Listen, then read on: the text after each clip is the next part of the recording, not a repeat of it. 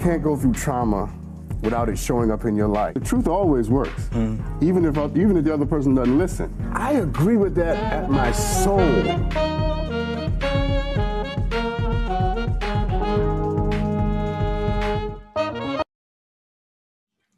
Hey everybody, welcome to another chapter of the Book of Sean. It is good to see you. How was your day? How's your evening going? How's your day going? I hope you have accomplished many of the things you set out to do, and I hope you've done something today that would make you proud of who you are, because that's the goal. The goal is at the end of every day to be absolutely proud of what you have done and who you have become. Now, we make mistakes, but making mistakes is a part of the glory of becoming. You can't become without failure. Teach Dr. Shaw. You cannot become anything until you fall on your face every now and then. So I'm wondering, how did you fall today? Because here's what I learned. I forgot who I was talking to. One time I had a guest and they told me that the secret to what they do is learning how to fall. And I was like, bing, bing, bing, bing, bing. Nobody ever teaches us how to fall. How do you fall down so that when you go down, you don't hurt yourself and that you're more likely to get back up? Anyway, tonight, I have two incredible guests on tonight. Again, they do two very different things in very different spheres, but their stories, their passions, their obsessions, that is the raison d'etre, the very meaning of their lives, will inspire you and remind you to reignite and to be committed to your own. My first guest tonight, Jovonni. Later on, I'm talking to China Bethley, and both of them doing two very different things are extraordinary Black people who I think light the way to what the future might be and what it's going to become, whether our enemies like it or not. Because on this show, I don't just try to bring you stuff that's just going to make you sensationalize. And I try to bring you folks who are really going to help you reimagine what Blackness and what humanity would look like if we were not trapped in the fetters of the things that try to destroy us. Who would we be if nobody was trying to kill us? Now, I understand we got to keep people from killing us. I do understand that. But also understand, as Afrofuturism suggests, we have to posit a world where we are the center of the world that we live in. Okay, I'm done preaching. Let me bring on my first guest tonight, because I am interested in tech. I'm interested in digital world. I don't know that much about it, so I brought him on tonight because I got some real big questions to ask him. Welcome to the show tonight. He's one of the organizers, founders, officers, executives. I had to get some of that right. Of the Georgia cyber warfare rage, the one and only Mr. Jovonni Farr. What's up, man? Hey, Dr. Sean, pleasure to be here today. Thanks for having me. It is my absolute pleasure to have you on. I have so many questions to ask you about digital life, digital culture, technology. I want you to leave this show exhausted. Let's do it. I want you to be like, I couldn't wait to get on that man's show. He has too many damn questions. So here's my first question, Jovonni. Yeah. Because you watch the show, so you kind of get how I start. I believe in a principle called radical acceptance, right? I think that the truth will set you free, and the only truth that'll set you free is the truth you accept. So here's my question for you. What have you had to accept about yourself, just as a man, as a human being, not as a professional, just as you? What did I have to accept about myself? I think I had to accept eventually how obsessive I can be about the things that I'm interested in. I love that. I think a lot of people are nerds about their own, practices or spaces. I know you said not professional, but anything that I'm interested in, I tend to be really obsessive about it, whether it's people, unfortunately, whether it's technology, whether it's, just even thought processes sometimes. So being comfortable, being obsessive has been something I definitely had to get comfortable with. First of all, I love that answer. That's such a great answer, because I think more people need to just acknowledge the fact that we have these obsessive traits. And if we just, and here's Jovonni, respond to this. If we lean into them, they might even bless us, right? Mm-hmm. When you think about it, a lot of people in history that we look up to, they leaned into their obsessions. They call them polymaths sometimes. Even Einstein, Newton, right? If you look at our people that we revere, right? Marcus Garvey's, the Malcolm X's of the world, they leaned into their obsession for specific things, and sometimes a lot of things, right? So yeah, it's pretty common amongst people that we look up to. Okay, I love you already. Likewise, man. Thanks. I'm just saying, I mean, anybody who would make that kind of connection between, the things that you're obsessed with. You pulled out Marcus Garvey and Malcolm X in one thought. I'm here for this. So let me ask you this, because I think the more we talk, the more I'm going to just really be illuminated by your presence. Tell me what you really do well. What are you ultimately good at? And before you answer, there's always the answer we tell people, right? There's always the thing that we say. But I believe, and you may disagree, I believe your gift is something small. It's never something big. We manifest the gift in something big, but the actual gift itself is small. That's what I'm asking you. What are you really good at? I like to think that I'm really good at solving really complicated problems using technology. That's something that I've really excelled at over the last almost decade and a half. And I've been able to build some interesting businesses on top of with my colleagues and mentors and, help a lot of people along the way, some that look like me and some don't. Not everyone can solve really hard problems using technology. So I kind of take a lot of pride in that.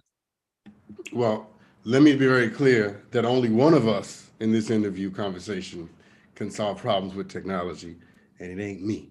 Well, you'd be surprised, though. Think about it. Like, you're solving a communication problem right now using technology. So it's really how you look at it, right?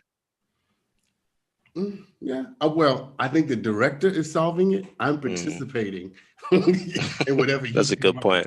Whatever, he just told me to sit here. I sat here, and whatever they're doing, I don't know what they're doing. But the point is well taken, because what I think you're inviting me and all of us to consider is how it is we do problem solve using the digital and technology apparatuses and resources at our disposal. Because you're right, now that I think about it, I do that, right? I use certain things to accomplish certain things that without 10 years ago, 20 years ago, I would not have been able to accomplish that as efficiently if I didn't have that tool. And I don't want to ask you about that because I think that, I think a lot about digital culture. I think a lot about the technological world. But let me ask you, and not project, what concerns you? Does anything concern you about digital culture and technology, or are you just a true believer without any agnosticism, suspicion, skepticism? You just Yeah, good, excellent question. So I'll answer from two perspectives. I think one perspective that concerns me is a great deal of centralization in the world when it comes to technology, right? Like, we're using this platform here. You used Instagram and Facebook earlier. Fox shows run, they're popular on Facebook or Instagram, but there's a central organization that owns those technologies, right?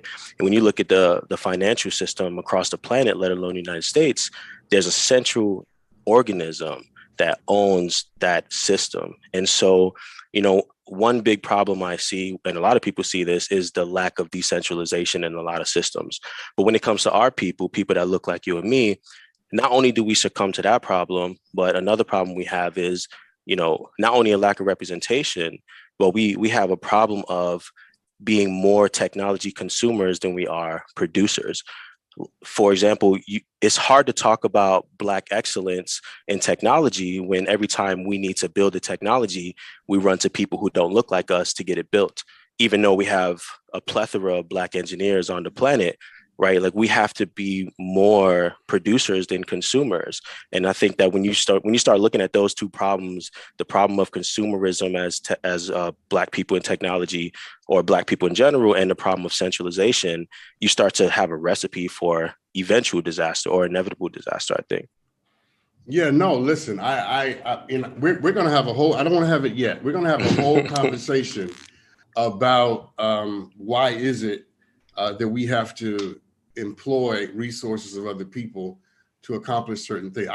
We're going to have a whole segment just for that, because I really want to pick your brain when it comes to that. But I think what I'm trying to get at least in this part of the conversation, is some dialogue or even some acknowledgement of some of the ineptitudes, I think, of digital culture. Meaning this, and just respond, you can agree, disagree, tell me I'm crazy, whatever. But in a lot of ways, digital culture has encouraged us to have a thirst for what I would call cheap pleasure at the expense of what I would call substantive joy, right? And the way social media and digital culture is currently constructed and amalgamates itself, that it drives us into a kind of cheapness, right? A kind of, I'm losing the words for it.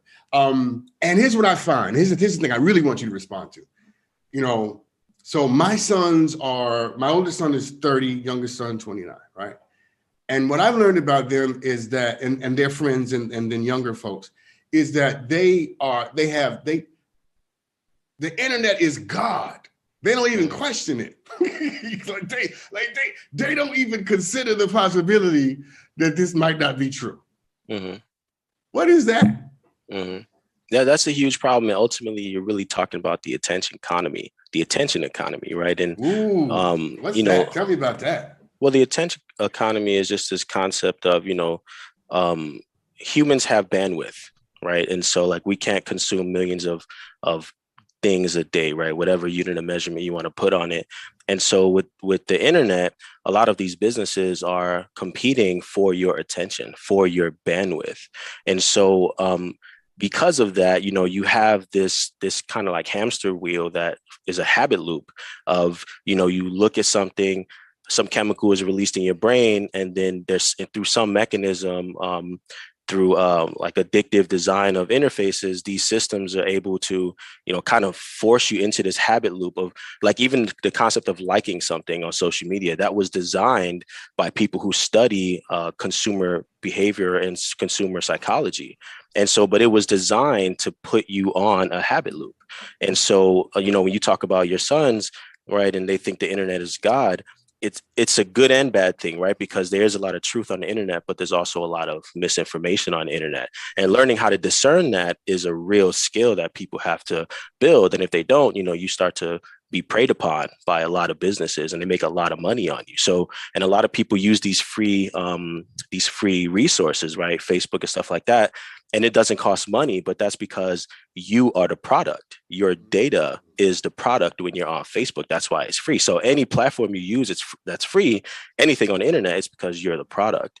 So, when you start looking at the attention economy and you start thinking about how these systems position themselves to take advantage of your psychology, and you think about the fact that they're centralized, going back to my point, it starts to really be a recipe for disaster. If it's not one today, it's eventually going to be one. And it is one today, clearly, right? People are committing suicide over things they see on the internet and the fact that, they may not have a lot of impressions on something, et cetera. So it's a whole conversation, right? But I'm not surprised to hear what you say about your sons.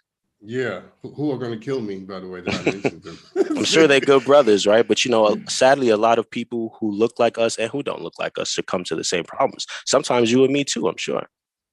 Yeah, absolutely. Look, what do you call it? The attention loop? The attention or habit loop. Habit loop. Absolutely. You watch something and then before you know it, it's an hour later. But what I love is that you're reminding all of us tonight to remember that what they're buying and selling happens to be our attention. The longer they can hold us, the more money they make. And in many respects, the dumber we get. Let's change the gears because I got to take a break. And after the break, I want to spend a lot of time on what you do. But before we do that, I want to ask you about your entrance into this space, into this, let's call it this industry, this business. When you entered into this industry, this business, what were you hoping to do? What were your intentions when you stepped into the room? Well, I was in high school and I had a classmate of mine who I didn't know at the time. It was my senior year in high school. He used to sit in the back of the class, never pay attention. He was always on his laptop. Turns out to be the case that he was writing code. And that was the first time that I met someone who was not only writing code, but he was making more money than me at the time. And I was 2 years older than him. So ultimately, asking him stuff in one conversation, I got some tidbits that I could go home and Google about. And then I caught the bug at that point. I never looked back. But my initial goal was to make money. Straight up. My initial goal was to make money. I didn't know I would find a new passion of mine at all. But I was looking at someone who was actually doing it. Someone who looked like me, and it was just a wrap after that. But it's funny, Jovonni. Tell me what was it in you that made you think you could do it? Because it's not easy to sit there and write code, right? Yeah. Yeah, I mean, it depends, right? I think everything's easy when you put your mind to it, but I don't. Let me be clear about it. We disagree on that. Yeah, right. It's hard. Some people can't dunk a basketball easily, right? Yeah, but I can't do math. Keep going. You can, brother, but that's another conversation. But what made me, I come from a sports background. This concept of competitive nature is kind of embedded in me, right? And I grew up in New York, and growing up in the Bronx, living in the places that I lived at, and my mom kind of instilling this concept in me that I can do whatever I wanted to do. And seeing people in my neighborhoods do things that I didn't think that they could do, right? And I had some people around me who like made it to the NBA, and I was like, damn, like those people are coming around, and I see them in that car. And then, coming from a sports background, playing basketball in those neighborhoods, there is no concept of you can't do something, right? And at least from where I come from. And so that competitive nature, and I didn't even know our history at the time as a people, right? It was just coming from sports and living in those environments. So I always had that attitude when it comes to it. But, I was always good with a computer too in my early teenage years. So once I started marrying the two, and I look at computer science and entrepreneurship and technology as a competitive sport as well, just like battle rap is, just like hip hop is, so it was kind of second nature to me. I never really had a doubt in my mind. Imposter syndrome never really set itself upon me in this space, at least, even when I was early in the career. That's good. I'm glad it didn't, because it certainly paid off. Let's take a break. We'll be right back. I got some more questions for Mr. Farr. We're going to talk about what he's doing in Georgia, what he's doing with some other Black engineers. And this is going to be good. You want to stick around. We'll be right back.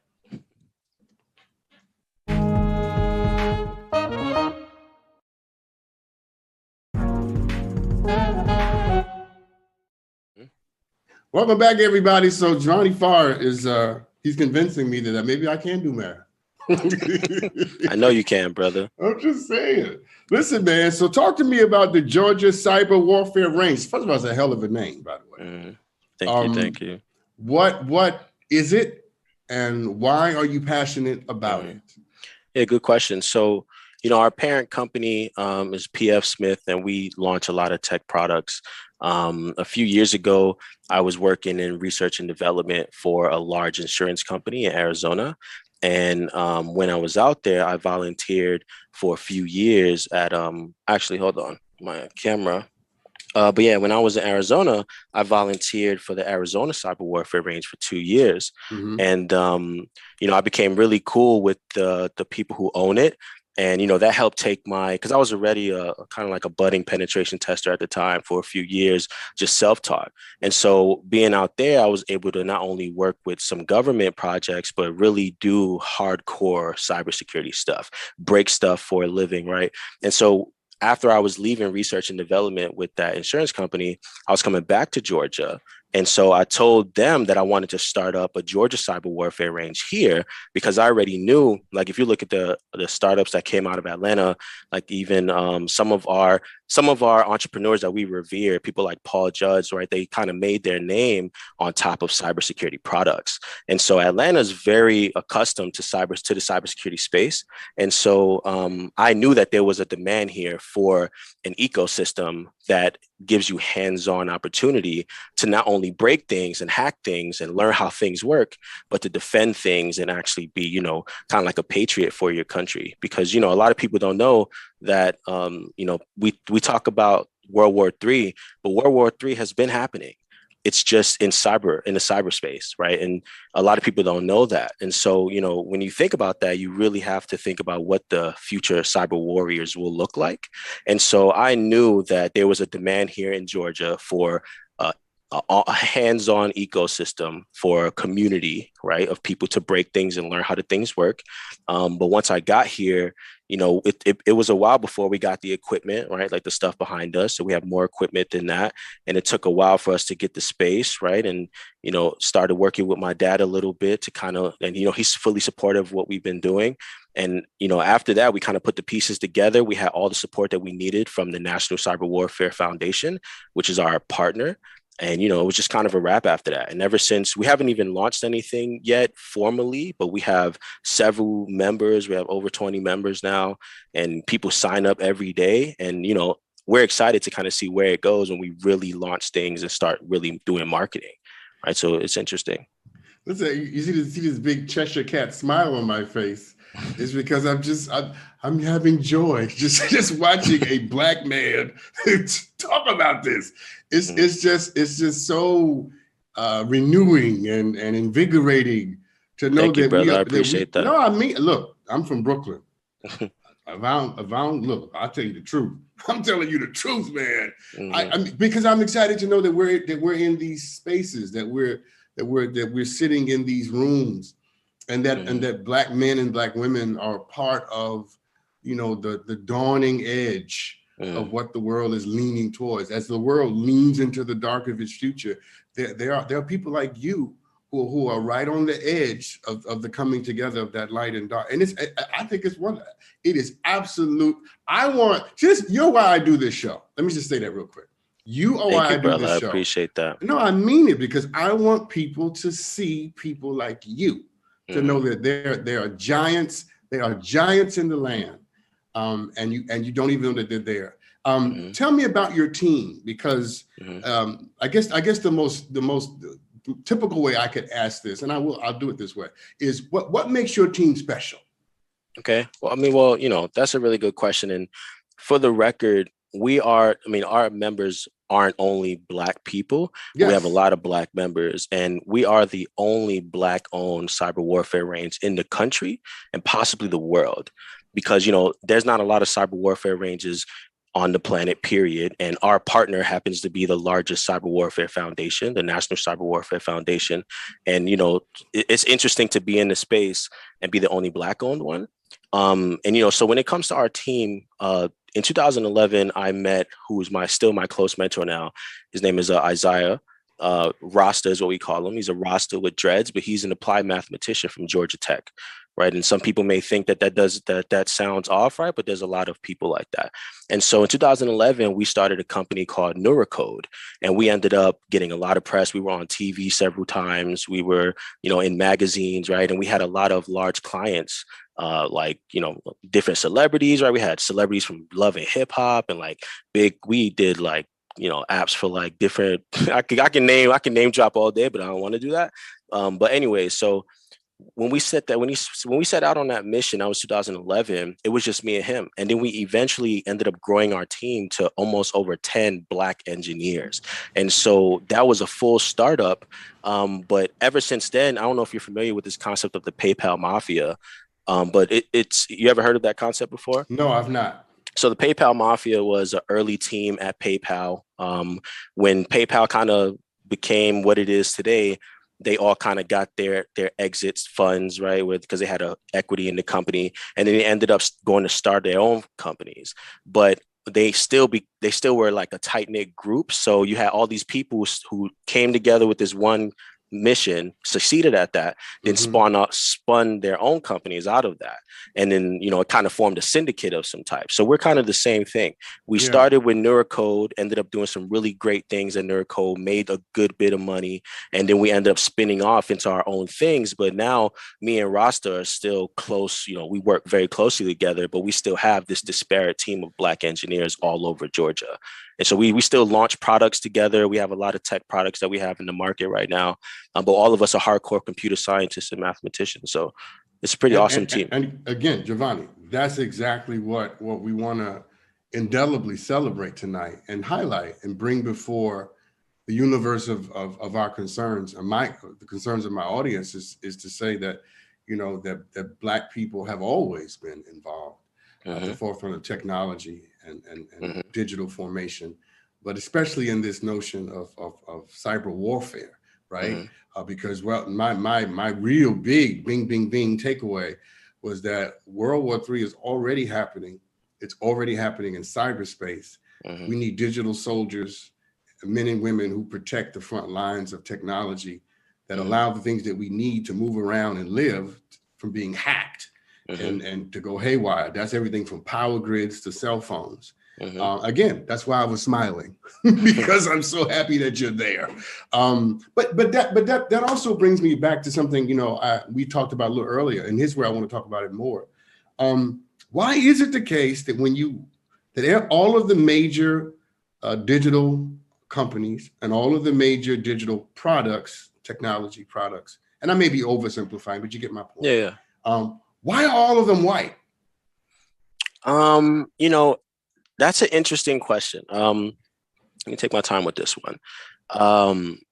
It's I don't think it's fair to say they're all white, right? Yeah, but representation matters. And I think if you look at the distribution of companies and what ethnicities own them and started them, the distribution is far skewed towards what we don't want it to be, right? And that's why we always say representation matters.